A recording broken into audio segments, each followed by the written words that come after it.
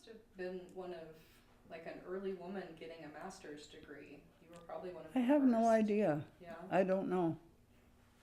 I don't know. Do you remember if there were men or if there were other women getting their masters at the same time as you? No, not in the field of art. No. Mm-mm. So what was it like to get your master's at UNM at that time? Oh, it was great. It was great.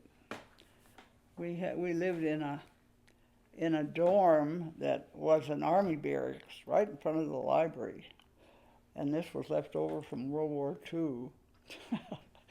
This was what, 55, and anyway, it was a dorm for masters, for advanced student getting their advanced degrees.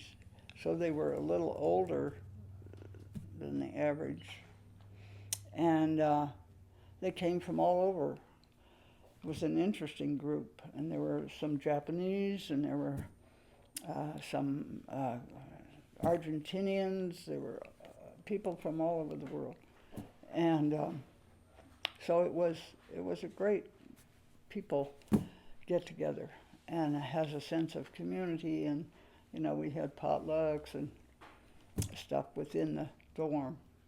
Yeah.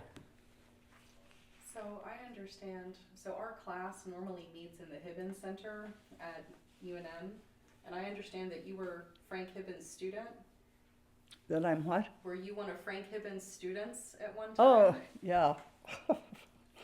My master's thesis was illustrating the Mandan legend of corn silk, which my grandfather had transcribed from the Mandan in 1910. Wow. And Hibbin was the only man who ever heard of Mandans. So he was on the committee. Yeah, so. What do you remember about Hibbin? Oh. He was a great storyteller, and I didn't always believe everything he said, but he was popular because he passed everybody, and all you had to do was, there were 500 people in the class. He didn't know any of them. There was no contact.